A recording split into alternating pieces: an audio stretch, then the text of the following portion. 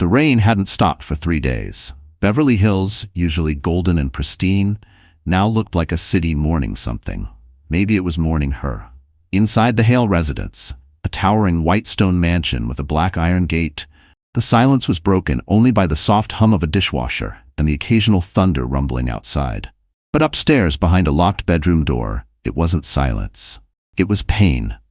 Emily Carter, 6 months pregnant, lay crumpled on the marble floor, her silk nightgown, once ivory, now stained with blood.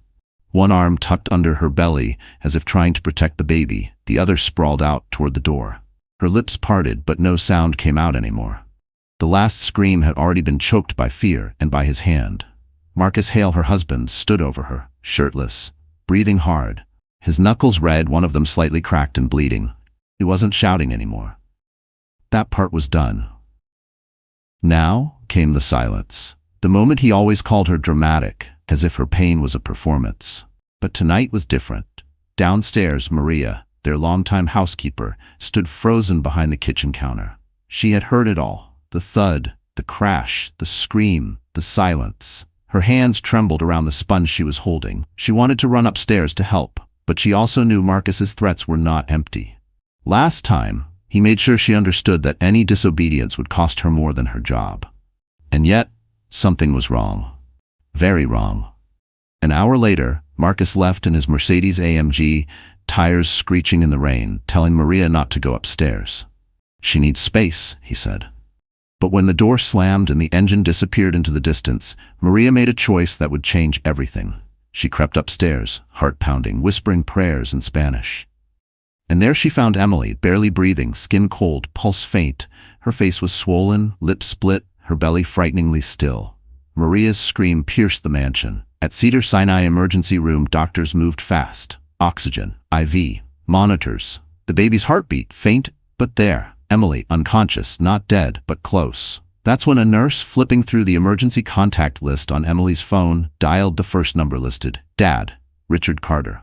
It was 11:37 p.m. Richard Carter, a retired police captain in Sacramento, hadn't spoken to his daughter in 3 years, not since she married Marcus against his wishes. But when the call came, his voice didn't waver. "Sir, your daughter is critical. You need to come now." There was a long pause. Then came the sound of a chair scraping back, keys rattling, and a voice that had once brought down crime lords whispering something cold and steady. "Text me the hospital address. I'm on my way." And whoever did this, God help them. Because Emily's father wasn't just any man. He was a man who'd buried guilt, buried love, and now he was about to unbury justice. He had no idea who he just put in a coma. Emily Carter wasn't always a woman found bleeding on a marble floor in a Beverly Hills mansion. Once, she had been light. Not the kind that came from chandeliers or camera flashes, but the kind that lit up rooms simply by being in them. Born and raised in Sacramento, she was the daughter of a strict but loving police captain and a mother who never let her walk out the door without sunscreen and a sense of pride. She was smart, earned a scholarship to UCLA, studied interior architecture, fell in love with textures, light, the way a room could heal a broken soul. She had dreams. She wanted to open a boutique design firm, help everyday people create beautiful, functional spaces they could actually live in. Nothing extravagant, just meaningful. But dreams like that don't always survive the gravitational pull of wealth. Emily met Marcus Hale during a conference at the Beverly Hilton. He was older, charismatic, magnetic in the way powerful men often are, especially when they choose you, just you, in a room full of people. He said she had vision. He said he admired how she saw beauty in broken things.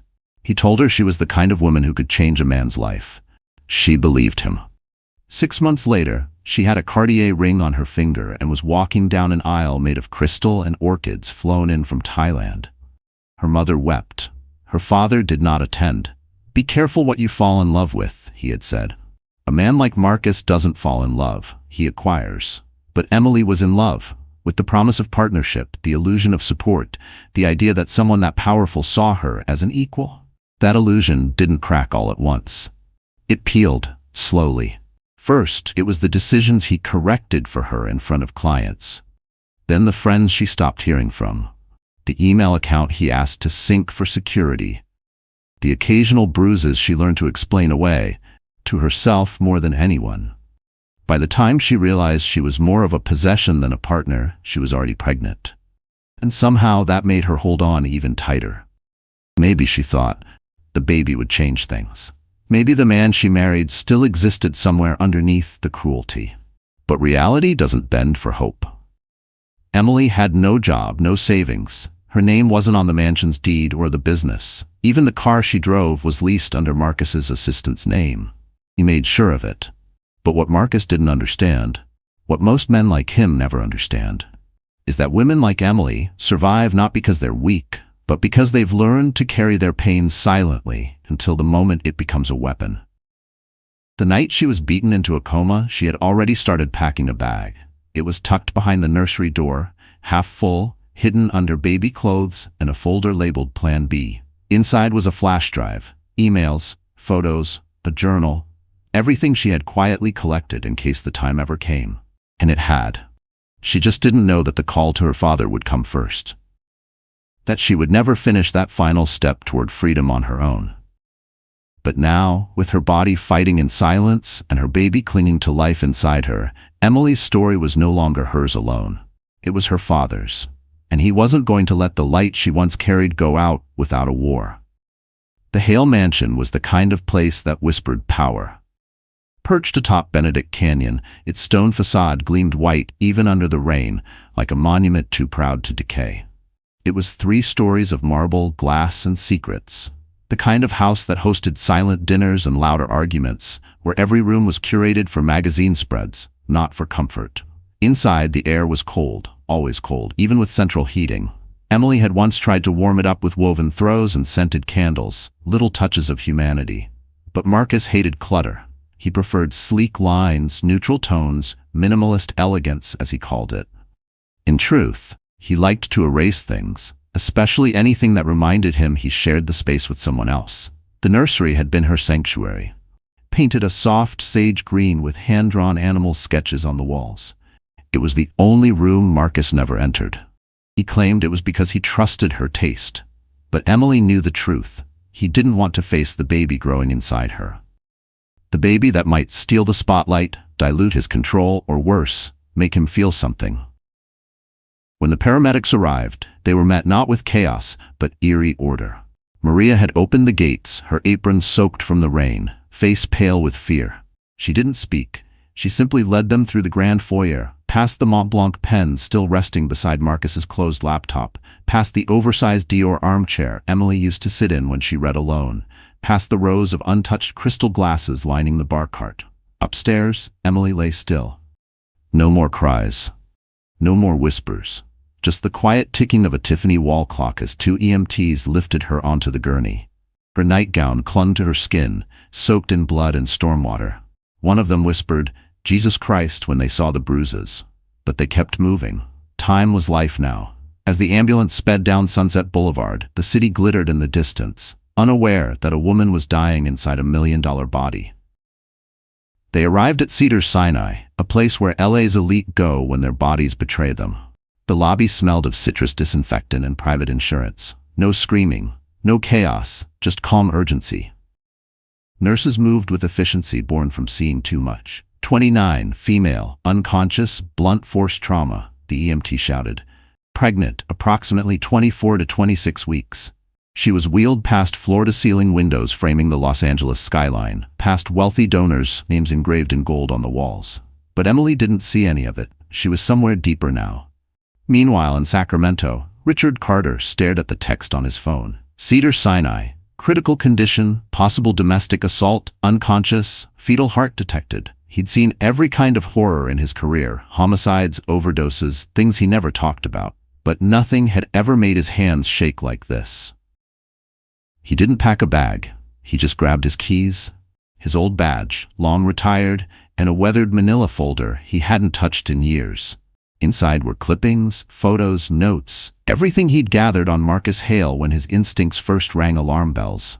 He had let Emily walk away from him. Let her choose that man. But now, she was broken inside a hospital room that smelled like bleach and regret. And Richard Carter was already on the road. Because if the mansion was Marcus's kingdom, Then the hospital was the battleground, and Richard had just declared war. Marcus Hale was not a man who yelled in public. He didn't need to. He had the kind of face that made people lean in, perfectly symmetrical, lightly tanned, sculpted jawline that photographs loved. His hair was always in place, his suits always tailored to whisper custom. When he walked into a room, people quieted, not out of fear but intrigue. And he used that silence like a scalpel. Born in Greenwich, Connecticut, to old money and older secrets, Marcus had grown up knowing the world bent for people like him. His family name was stitched into buildings at Harvard, whispered at country clubs, and printed on endowment plaques. But Marcus wanted more than legacy. He wanted control. By the time he was 32, he had built Hale Properties, a sleek luxury real estate firm that sold dreams and zip codes most people only saw on screen. His name was synonymous with power listings in Manhattan, Malibu, Aspen. But beneath the Forbes profiles and glossy spreads in Architectural Digest, there was a man who didn't just want to be admired. He wanted to be obeyed. Marcus didn't hit Emily at first. No abuser ever does. At first, it was compliments laced with correction. "I love that you're so passionate. Just try not to get emotional during meetings, okay?" Then it was control masked as care.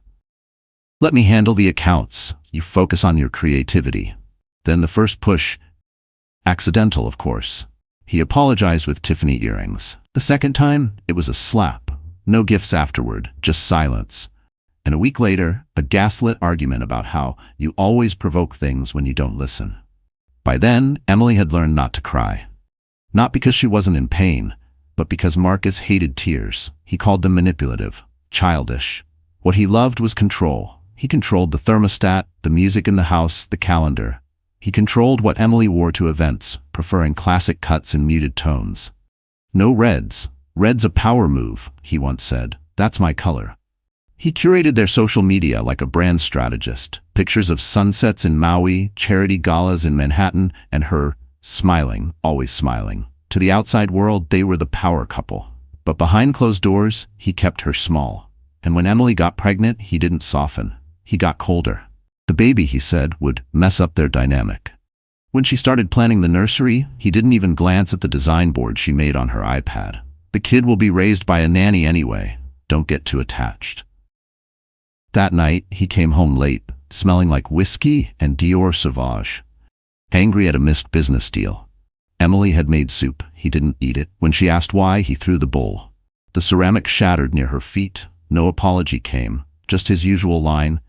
"Stop acting like a victim. You knew what you signed up for." The night he beat her into a coma, Marcus didn't snap. He calculated. She had challenged him in front of his associate during a video call. Embarrassed him. After the meeting ended, he poured himself Macallan 25. Took off his cufflinks, rolled up his sleeves, then went upstairs. What he didn't know was that Emily had already started preparing to leave him. She had backup copies of everything. She'd spoken to a lawyer in secret. She had proof. And if Marcus found out, he would do what all dangerous men do when they feel their empire slipping. He would destroy what he couldn't control. The official report from Cedars-Sinai was short, clinical, and deliberately vague. Emily Hale, 29, admitted at 12:14 a.m. in critical condition. Blunt force trauma, 6 months pregnant. Patient currently comatose. Vital signs fluctuating. Fetal heart rate weak but present. Under observation. What it didn't say, what it couldn't say, was the part that mattered most. Someone had done this to her. And someone would pay. Within 12 hours, whispers turned to questions. Maria, the housekeeper, had stayed silent for years. But that night, as Emily's blood was being scrubbed from the bathroom floor by a private cleaning crew Marcus hired on speed dial, she stood on the sidewalk outside the Hale estate and dialed a number she hadn't called in 10 years. Richard Carter. Her voice cracked as she told him everything.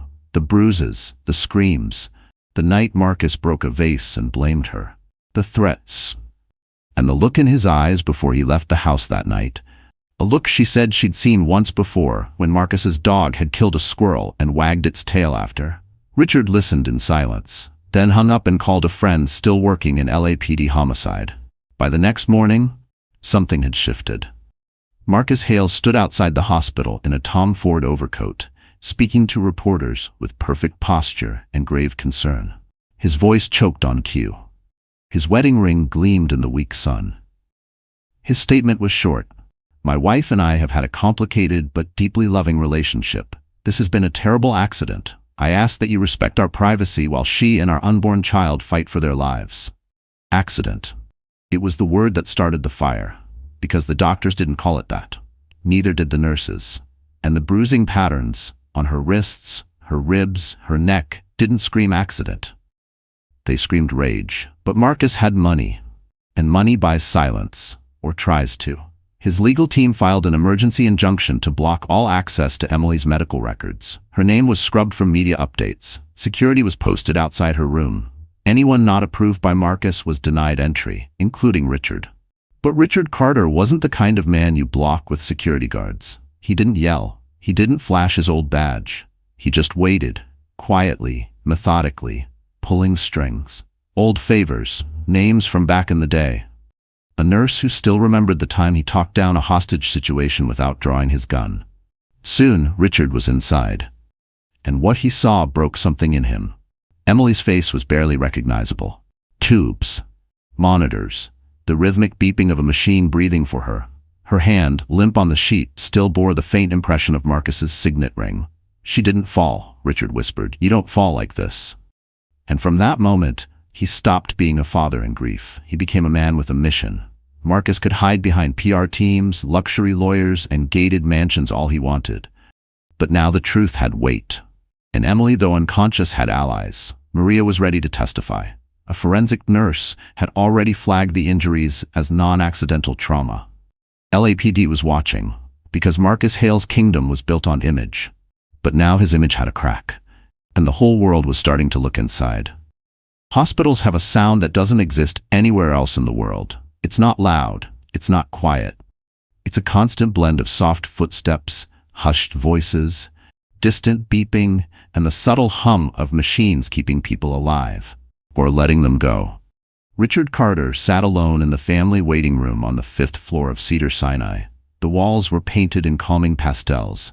A framed print of a sunrise hung crooked above the couch. But nothing about the room felt peaceful. It was a place where hope slowly eroded. He had been there for 20 hours. He hadn't eaten, hadn't slept, just stared at the swinging double doors, praying they would open with good news. But good news doesn't come easy when your daughter is in a coma. A nurse had offered him a blanket. Another had brought him Starbucks coffee in a paper cup. He didn't touch it. He just kept going over the last conversation they'd had 3 years ago on her wedding day. I know you think you're doing the right thing, Richard had said, but love isn't supposed to make you afraid to speak.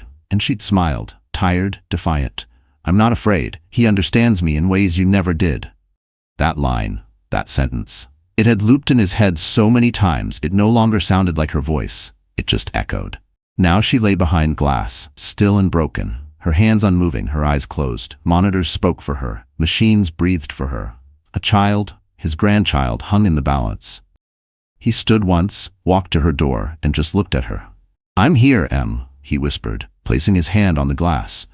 I should have come sooner. I should have fought harder.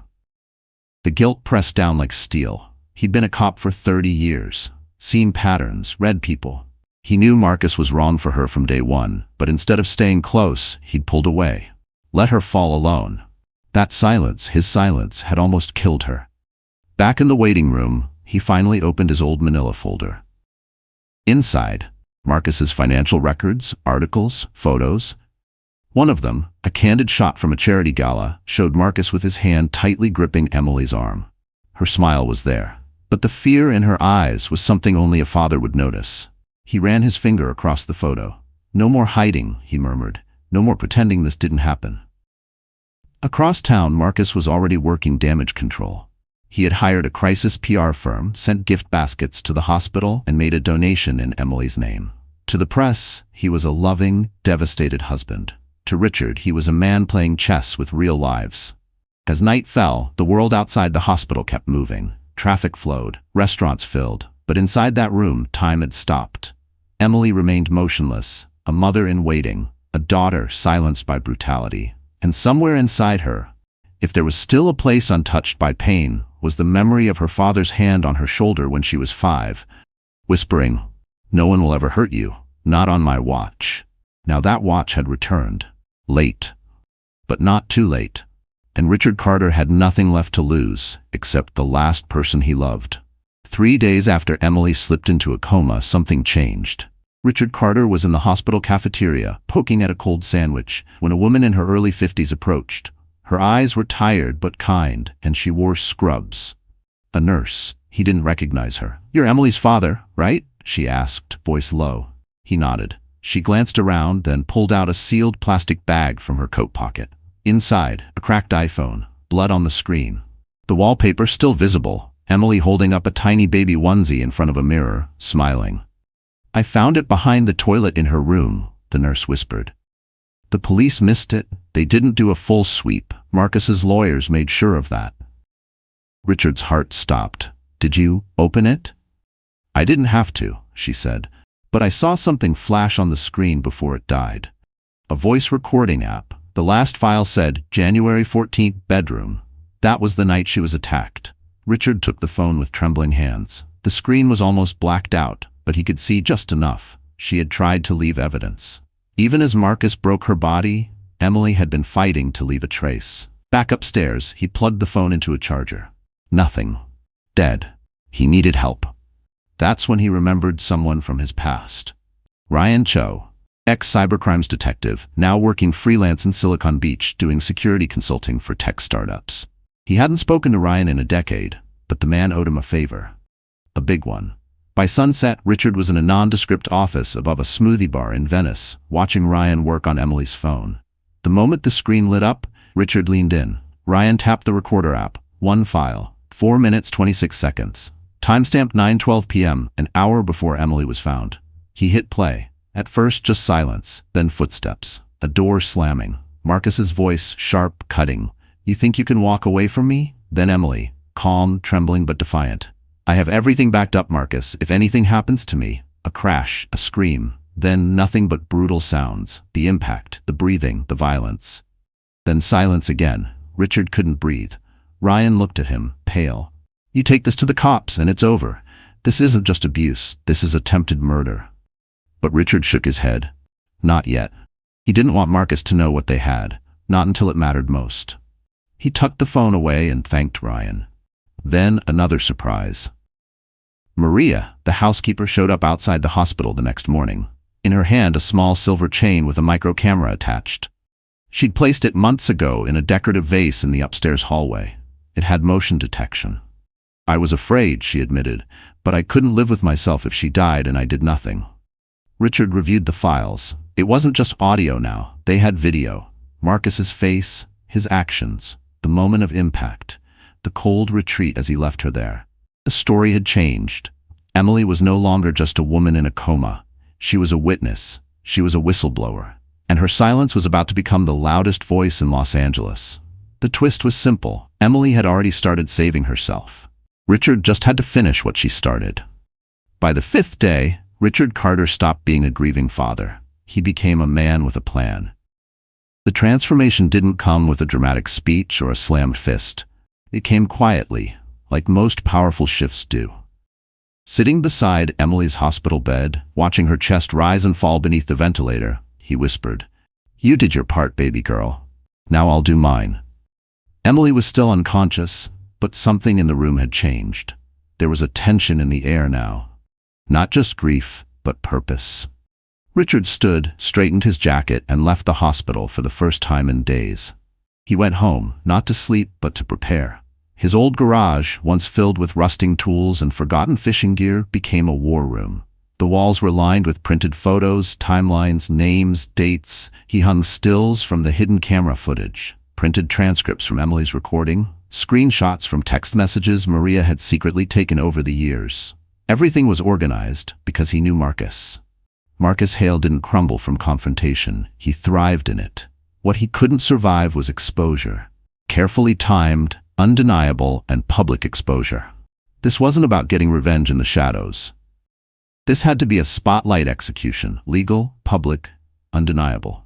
Richard contacted a retired prosecutor named Denise Fowler, one of the few people he trusted. She'd once prosecuted a mayor's son for domestic violence and won. When she saw the footage, her response was chilling. This is enough to bury him. But she warned him, if you go public, he'll hit back. Hard. He'll drag Emily through the mud. Say she was unstable, manipulative, even suicidal.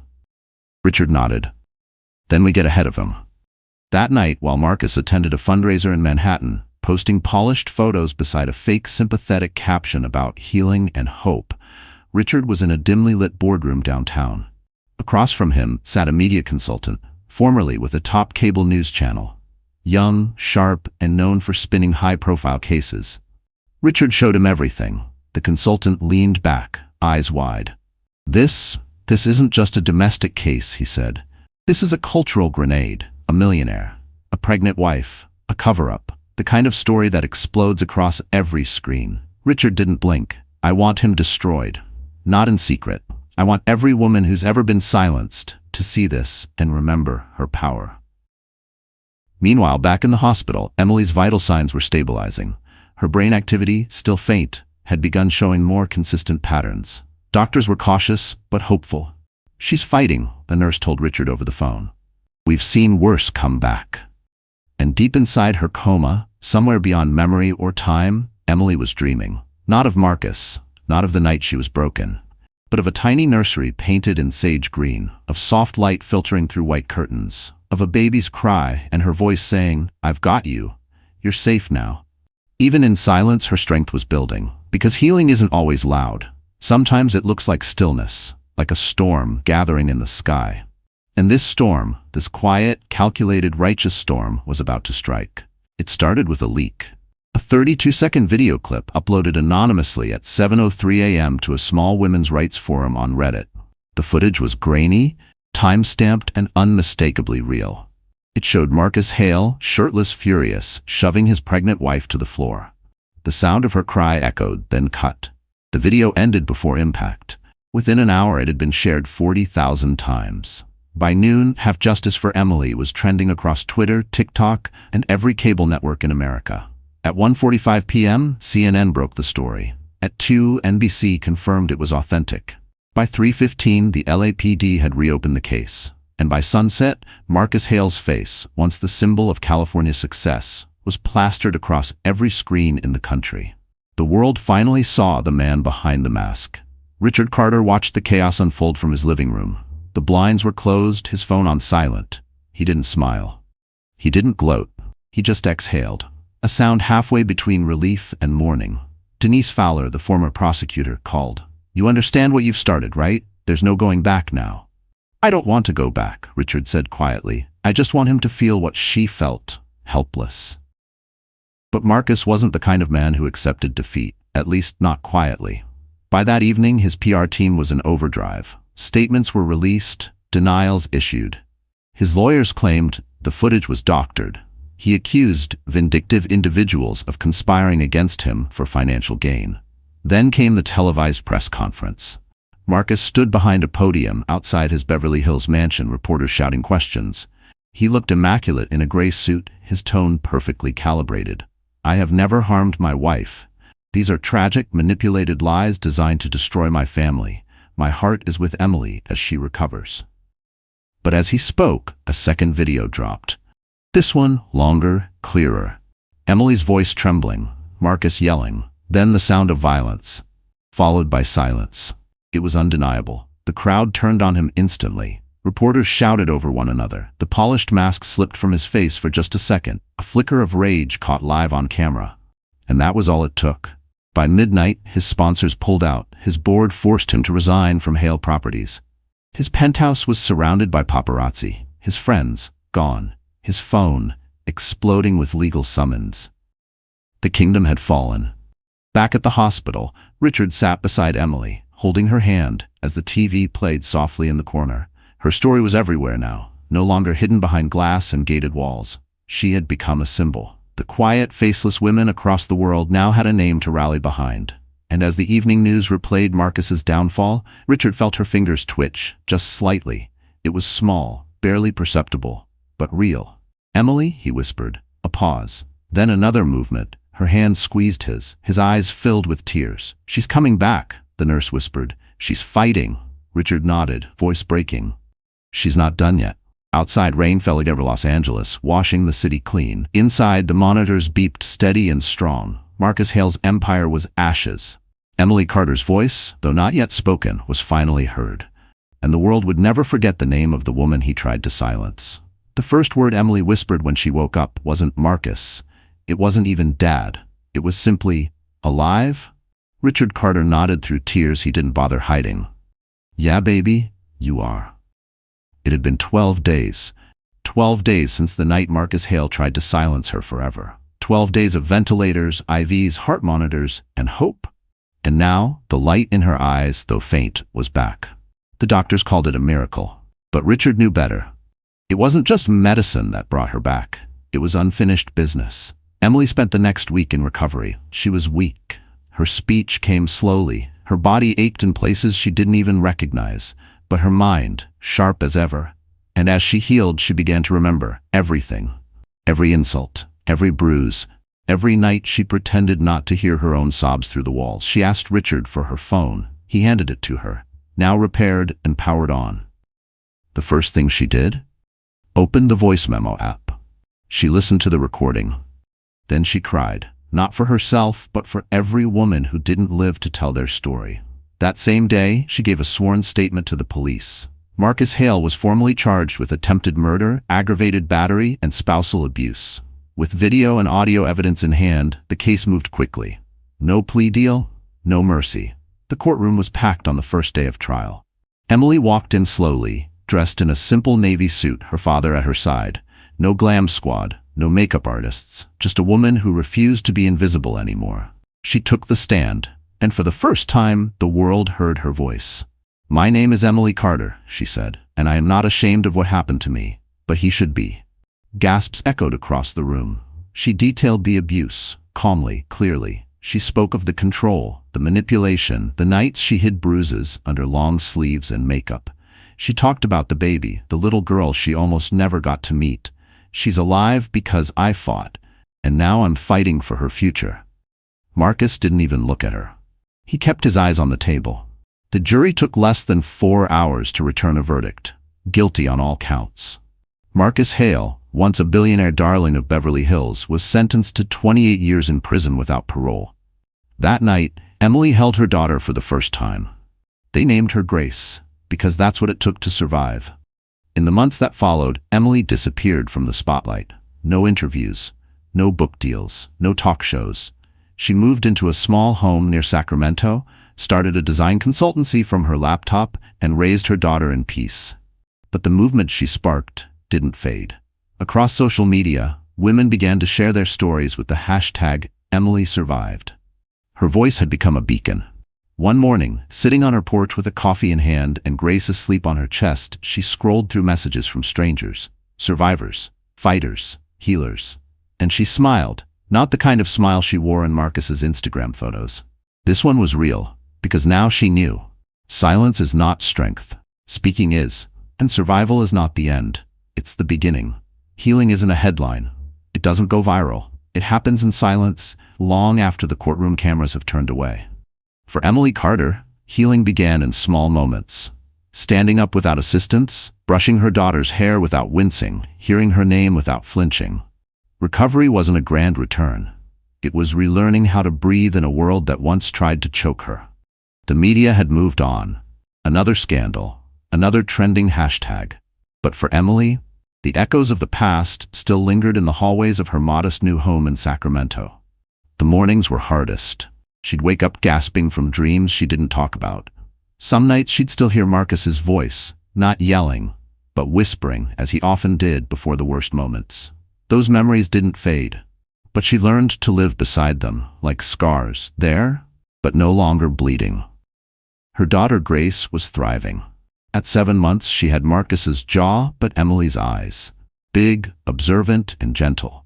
She was the reason Emily didn't fall apart, the reason she got out of bed, the reason she opened the curtains and let the light in, even when it hurt. Richard visited every day, sometimes with groceries, sometimes just to sit on the porch and read while Grace napped. He didn't ask questions, didn't push, he just stayed. "You saved me," Emily told him once, her voice cracking. "No," he said, his eyes soft, "you saved yourself." I just reminded you who you were." They didn't talk much about Marcus anymore, but his shadow still tried to crawl in through the cracks. There were threats, letters from prison, intercepted and sealed, attempts from his lawyers to appeal, anonymous hate online accusing her of ruining a good man's life. But for every hateful message, there were 100 more from women around the world. Survivors, mothers, daughters, strangers who said, "You gave me courage." She never responded. She didn't need to. She wasn't trying to be a symbol. She was just trying to be okay. On Grace's first birthday, Emily hosted a small gathering. Just a few people. Richard, Maria the housekeeper, now retired and living in a guest house nearby, and Denise Fowler, the woman who helped prosecute Marcus. They didn't wear black. They didn't mention what had been lost. They celebrated what had survived. Emily stood with Grace in her arms, the soft hum of laughter filling the air. There were balloons, cupcakes, a quiet warmth in the backyard. Nothing fancy, just safe. And that's what she'd been building. Safety. Not perfection, not revenge, not fame, just a life where no one yelled, no one lied, no one hit. Later that night, after everyone had gone and Grace was asleep, Emily sat on the porch alone. The stars were out, the wind soft. Her laptop rested beside her, screen open to her design portfolio. She was taking on new clients, slowly. Room by room, she helped people make spaces that healed. Because she knew now, sometimes the only way to reclaim yourself is to build something new from the ruins. Marcus Hale used to own rooms without saying a word. Now he couldn't speak without permission. Cell Block D at San Quentin wasn't built for men like Marcus. Wealthy, educated, once untouchable. But it didn't care. The concrete didn't flinch at net worth. The steel bars didn't bow to real estate portfolios. In here, all that mattered was the charge sheet. And Marcus Hale's charge sheet read like a list of sins finally dragged into daylight. He spent 23 hours a day in a 6-by-9-foot cell. The windows were barred, the mattress thin. His only luxury, silence, until it turned on him. He had expected support, expected old allies to call, expected legal maneuvering to save him. Instead, his name became a brand of disgrace. Investors fled. His board scrubbed his image from the company's site. High-profile friends who once toasted champagne at his rooftop parties now claimed they'd never known the real Marcus. His fall wasn't just steep, it was surgical. Once a symbol of dominance, Marcus became a warning, a living reminder that power built on fear doesn't last. But the true echo of his actions didn't ring in the prison halls. It rang in homes, shelters, and courtrooms across the country. In the months following the trial, domestic abuse hotlines reported a 38% increase in calls. Survivors referenced Emily's case by name. Legislators in California introduced the Emily Act, streamlining evidence admission for abuse victims who documented their trauma digitally. Voice memos, hidden cameras, text backups. The bill passed with bipartisan support. News anchors stopped calling her the wife of Marcus Hale. She had her own name now, Emily Carter. A woman who once couldn't speak above a whisper was now a name that made senators stand when mentioned. But the echoes didn't stop there. A best-selling author dedicated her memoir to every woman who fought in silence, and to Emily Carter, who reminded us all how loud silence can be. A podcast series titled Her Proof featured her case in a 5-part deep dive that reached millions. Even Grace, still a toddler, was unknowingly growing up in a world slightly safer because her mother refused to stay broken. Back in prison, Marcus watched it all unfold from a static-filled TV in the common area. He would never say it out loud, but what tormented him most wasn't the sentence. It wasn't the food, the noise, or even the loss of power. It was that Emily had won, not just in court, but in the hearts of people, in the cultural consciousness, in the slow, undeniable shift of what women were allowed to survive and speak of. She had stolen the one thing he'd always valued most, legacy, and replaced it with truth. One night, a fellow inmate asked him, "You really thought you could get away with it?" Marcus didn't answer. He simply stared at the wall, where someone had scratched 3 words into the paint. "She's still speaking." Grace was 3 years old the first time she asked, "Where's Daddy?" Emily froze. She had rehearsed the answer 100 times, written it out, torn it up, rewritten it again, but nothing could prepare her for the moment those innocent eyes searched hers, waiting. She knelt, met Grace eye to eye, and placed a gentle hand on her daughter's cheek. "Daddy made choices that hurt people. including Mommy. And now he's somewhere he can't hurt anyone anymore. Grace didn't cry. She just nodded the way children do when they don't understand the words, but feel the truth behind them. That night, after Grace fell asleep with her favorite plush rabbit tucked beneath her arm, Emily sat in the living room, lights dimmed, cradling a warm mug of chamomile tea. The house was quiet, wrapped in the kind of peace she used to think was only for other people. She had made it. Not without scars, not without grief, but she had made it. And now, she was raising a little girl in a world where the cycle had been broken. Emily didn't just protect Grace from Marcus, she taught her the language of strength. Every bedtime story was chosen carefully. Every school lunch packed with a note. You are brave, you are kind, you are never alone. She enrolled Grace in dance classes, not to make her perfect, but to give her rhythm. Enrolled her in story time at the local library, not for the books, but to teach her how to use her voice. Their life was simple, no trust funds, no limousines, just second-hand strollers, homemade meals, and a mother who whispered affirmations during morning car rides. Emily had returned to design work slowly. Word-of-mouth clients, quiet projects, a waiting list of women-owned small businesses who wanted someone who understood rebuilding, because that's what Emily did now. She didn't decorate homes, she helped survivors reclaim space. And Grace grew up in those rooms, watching, absorbing, becoming. On her 4th birthday, Grace stood on the porch, crown slightly askew, frosting on her nose. "Mommy," she said, "I want to be just like you." Emily smiled, blinking fast. "You already are." But legacy isn't built in birthday wishes. It's forged in daily choices. Emily kept journals, one for every year since the night everything changed. Letters to Grace she'd one day give her when she was old enough to understand not just what happened, but how they survived. "You come from fire," she wrote, "but you are not made of ash. You are the seed that grew from it." One afternoon, while reading on the couch, Emily looked up and saw Grace drawing on the floor. Crayons scattered. A sketch of their house, the sun smiling down on 2 stick figures holding hands. One had a heart on her dress, the other had a cape. "That's you," Grace said, pointing to the caped one. "You're my superhero." And in that moment, Emily didn't think about the past. Not the courtroom, not the pain, not even Marcus. Just this moment. Just this girl. Just this life she had rebuilt with her bare hands and her boundless will. Because some stories don't end in fire. Some end with a mother and daughter, standing in the light, rewriting the meaning of survival. It arrived on a Tuesday. A plain white envelope with no return address. Postmarked from Marin County. Emily hesitated before opening it, the weight in her chest tightening like a warning. She sliced the top carefully with a letter opener, hands steady but cold. Inside, just 1 page, handwritten. The slant of the letters, the arrogance in the loops, unmistakable. Marcus Hale. "Emily, they say I won't last long in here. I don't expect forgiveness, but I need to look you in the eye before I go. Please, just once." She read it 3 times, then folded it again and walked outside. The air was crisp. Grace was inside napping. For 20 full minutes she said nothing, did nothing, just stared into the trees, heart silent but screaming inside.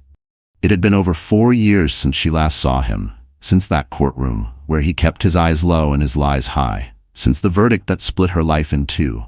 Why now? Why reach out? What did he want? She didn't need answers, but part of her, buried deep beneath years of healing, wanted to see him.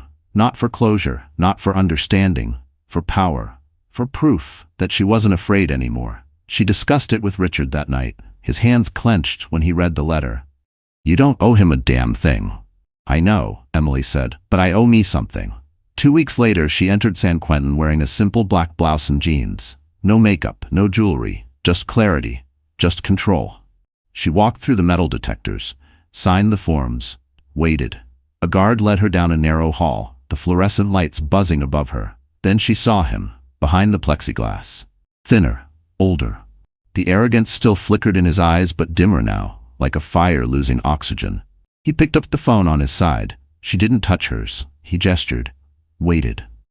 Finally, she lifted the receiver. They stared at each other for 5 seconds before he spoke.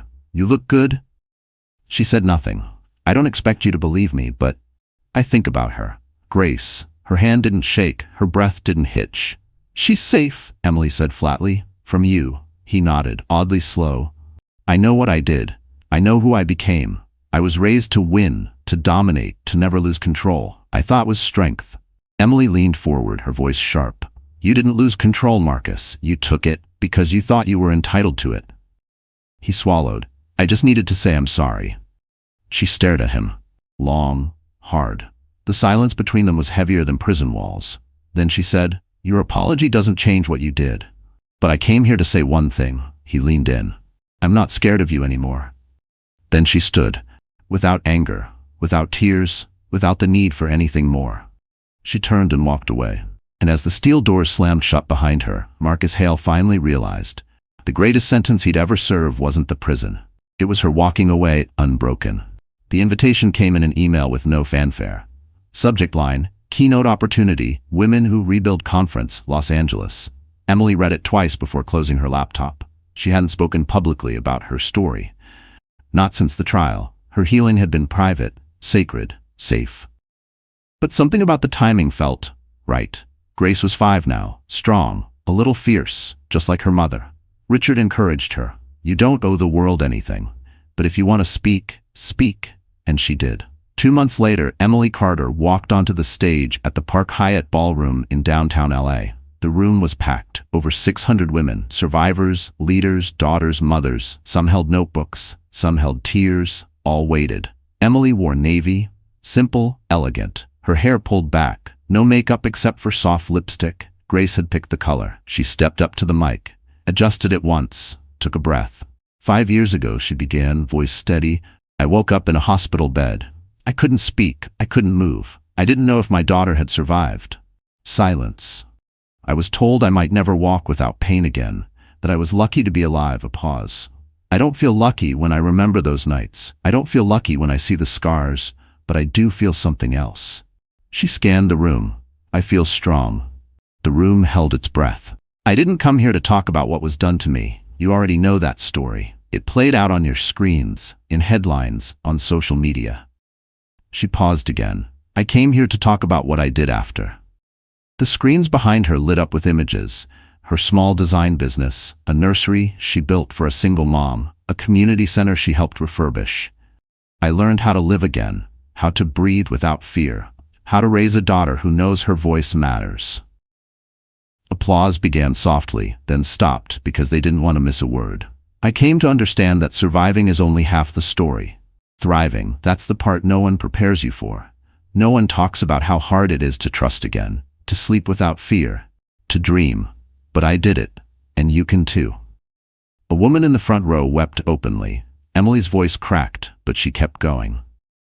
I want you to know that healing is messy. It's not a straight line. It's relapses. It's setbacks. It's looking at your reflection and seeing both the girl who was broken and the woman who rebuilt her. She stepped forward. And if you're still in that dark place, if no one's heard you yet, I hear you. I believe you. And more importantly, her eyes glistened. You're not alone. Silence again. Then a standing ovation. Hundreds of women on their feet, clapping through tears, holding each other. The sound was thunderous, but Emily didn't move. She stood at the mic, hands steady, heart wide open. Backstage, Grace ran into her arms. You sounded like a superhero. Emily held her tight. No, baby, she whispered. I sounded like me. That night, clips of the speech flooded social media. Millions watched, thousands wrote in, and one line became a new rallying cry. Surviving isn't the end. Thriving is the revolution. 6 months after her speech went viral, the first checks started arriving. Some were small, $25, $100. One came in with a note, I watched you speak. I was where you were. I'm not anymore. Here's what I can give. Others were large, 5 figures, even 6, from silent investors, philanthropists, and women-led venture groups who wanted no spotlight, just change. By year's end, Emily Carter stood before a different kind of crowd. This time it wasn't a stage. It was a construction site in East LA. A former warehouse being transformed into something the city had never seen before. The Grace Center. Named after her daughter.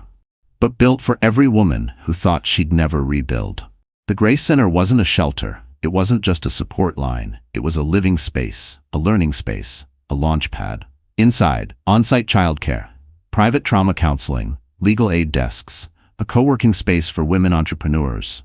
dorm-style rooms for short-term safety housing, a library curated with titles like Women Who Run with the Wolves, Untamed, and The Body Keeps the Score. All of it designed by Emily's hand. Room by room, corner by corner, she poured in warmth, intention, and dignity. She remembered how lonely it felt, walking into rooms that weren't built for survivors, spaces too cold, too clinical. She vowed no woman would ever feel small in hers. On opening day, she gave no speech. She walked the halls quietly, nodding to each staff member, hugging volunteers, crouching to meet the eyes of toddlers. The center buzzed with the kind of hope you couldn't package, only pass on. Grace, now 6, ran between the chairs in her yellow dress, giggling. "This is mine?" she asked. Emily smiled. "Yours, and theirs, all of ours." In the months that followed, the Grace Center filled. There was Miriam, a 19-year-old who fled her abusive stepfather and now worked in the center's cafe, studying graphic design at night. There was Linda, a mother of 3 who once lived in her car. Now she coordinated transportation for other women trying to escape dangerous homes. There were women whose names Emily never learned, because it wasn't about her anymore. It was bigger. It was movement, legacy, a shift in the ground under women who had once been buried. At night, after Grace was asleep, Emily would sit in the corner office, not to manage, but to dream. She journaled less now. Her words were out in the world, living in bricks and beams and open doors. She'd occasionally get messages. "You saved my life. You gave me a second chance. You made me believe I could be more than a victim." She never replied, but she read every word. One evening, she found Grace drawing again. This time, a new picture. A tall building with the word Grace on top, and lots of tiny figures below. "They're not scared anymore," Grace explained, "because they have a big house to keep them safe." Emily kissed the top of her daughter's head. "You're right," she whispered, "and it'll never stop growing. Because legacy isn't just what you leave behind. It's what you build while you're still standing, so others can rise too." The letter had been tucked away for years, forgotten between pages of an old sketchbook. Emily found it on a quiet Sunday afternoon while cleaning out a box marked "Before." The handwriting was hers, soft, slanted, with hesitation in every loop. She remembered writing it. The night she'd left Marcus, before the coma, before the hospital, before the trial. She'd been packing a small bag, unsure if she'd make it out. She'd left the letter behind in case she didn't. It read, "If you're reading this, I didn't make it. I tried. I tried to believe he'd change. But love doesn't hurt like this. Please tell Grace the truth when she's ready. Tell her I fought. Tell her I chose her." Emily stared at the words for a long time, her throat tight. She wasn't that woman anymore, but she honored her. Later that evening, after Grace had gone to bed, Emily took a quiet drive. No music, just the hum of the tires and the distant buzz of city life. She passed familiar places, the florist she used to walk by, the park bench she once cried on, the corner diner she escaped to when silence at home was too loud. Then she arrived. The house, the one Marcus built, the one she'd bled in, wept in, survived in. It was empty now. For sale, overgrown lawn, windows dusty, the luxury gone hollow. She stood at the gate, fingers resting on the iron bars. Memories flickered, sharp, fast. His voice, her screams, the smell of his cologne mixed with fear. But it didn't crush her this time. It didn't bend her knees or choke her lungs. She was standing, breathing, whole. She reached into her coat pocket, unfolded the letter, and read it one last time. Then she walked up the path, slid it through the mail slot, and turned away. That chapter was over. Driving back, she didn't cry, she didn't look back. Closure doesn't always come in a courtroom. Sometimes it comes in the form of peace. Quiet, earned, absolute. Back home, Grace was curled up with a blanket on the couch, waiting up with heavy eyes. "Where'd you go, Mommy?" Emily kissed her forehead. "Just somewhere I used to be." Grace yawned. "You look happy." "I am," she whispered. She held her daughter close that night, heart full, hands steady, because she knew now she wasn't running, wasn't hiding, wasn't broken. She had faced the monster, she had reclaimed her story, and she had chosen to live.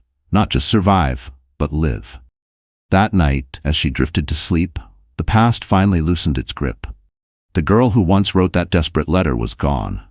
In her place stood a woman who had become everything she once prayed for, and more. On Grace's 10th birthday, Emily didn't throw a party. There were no balloons, no magician, no bounce house in the backyard like previous years. Instead, she planned something different, something quieter, something sacred. That morning, Emily woke before the sun, made blueberry pancakes, Grace's favorite, and placed a small wrap box next to her daughter's plate. Grace squinted at it, rubbing her sleepy eyes. "What is it?" "Something that's been waiting for you," Emily said softly. Inside the box was a delicate silver locket. It wasn't new. In fact, it was nearly 50 years old, worn slightly at the edges but polished with care. Inside the locket were two tiny photos, one of baby Grace and one of Emily holding her, taken in the hospital just days after waking from the coma. But there was more. Under the locket, tucked neatly, was a folded note. Grace picked it up with careful fingers and read aloud. "To Grace, one day you will face something that feels impossible. When that day comes, I want you to remember, you were born of survival. You come from strength, and you are never ever alone." Grace looked up, eyes wide. "You wrote this?" Emily nodded, her voice thick with feeling. "I wrote it the night before you turned one. I was terrified, wondering if I'd be enough, wondering if I could raise a girl in a world that once tried to break me." "But you did," Grace whispered. Emily smiled. "I'm still doing it." They sat together at the table, the early morning light filtering through the curtains, dancing across the surface of the locket. Grace traced the tiny photo of herself. "Why'd you keep it so long?" "Because it wasn't just jewelry," Emily said. "It's a reminder." "Of what?" "That our story didn't end in pain. It started there, but it didn't stay there. And one day when you're older, you'll tell your story too. Maybe not on a stage, maybe not in a book, but in how you walk, how you speak, how you love." Grace pressed the locket to her chest. "Will you help me remember?" "You'll never forget," Emily said, "because it's inside you." Later that day, they walked through the Grace Center together. Emily showed her daughter the new wing being built, a space for teenage girls recovering from family violence. Grace asked questions, listened carefully. She wasn't a baby anymore. She understood more than Emily sometimes realized. At the center's library, Grace paused at a shelf and pulled down a book, The 48 Laws of Power. "Was this yours?" she asked. Emily laughed. "It was. I read it when I had nothing left but my mind. It helped me see the world more clearly, taught me how to protect what matters." "Can I read it?" "Someday," Emily said, brushing her hair back. "But for now, just wear the locket. That's your armor." That night, Grace fell asleep with the locket still around her neck. Emily stood by the door, watching her chest rise and fall, her fingers curled around the chain. And in that quiet, candlelit moment, Emily felt something she hadn't in a long time. Not relief, not survival. Something deeper, peace. Because she had given her daughter more than safety. She had given her a compass, a voice, a name that meant something, and a story that would never be silenced again. It began as a journal entry, just a quiet evening ritual. Emily had started journaling again after Grace's 10th birthday. The moment with the locket awakened something, a knowing, a desire to say what had been lived, not just survived. But one night, as she sat in her small study, the words took on a different shape. They were no longer just for her. They were for everyone. For every woman still hiding bruises beneath sweaters. For every daughter who watched her mother flinch at loud voices.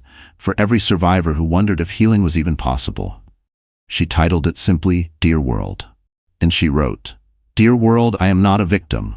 I am not a cautionary tale, nor a viral headline. I am a mother, a designer, a woman who rebuilt herself from ashes and still walks barefoot through her garden without fear. I once believed silence was safety. I once believed survival meant staying invisible. I was wrong.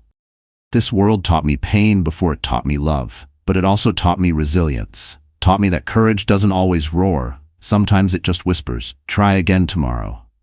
I've buried versions of myself, and I've met new ones in their place. Each scar has a name, each memory has a weight, but none of them define me. What defines me is what I chose to do next. I built a center. I raised a daughter. I spoke when it was easier to stay quiet, and I forgave, not because he deserved it, but because I deserved peace. If you're reading this and your voice is still trembling, let it. If your hands are still shaking, lift them anyway. You don't have to be whole to begin. Start broken.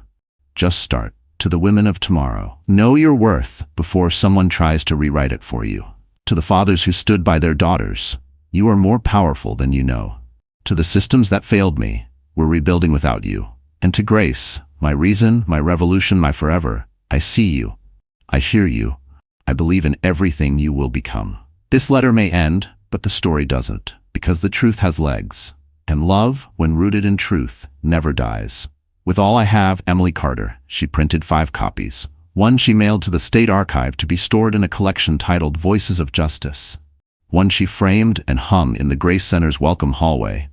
One she left on her bedside table. One she buried in a time capsule with Grace for her future granddaughter. And the final copy? She burned.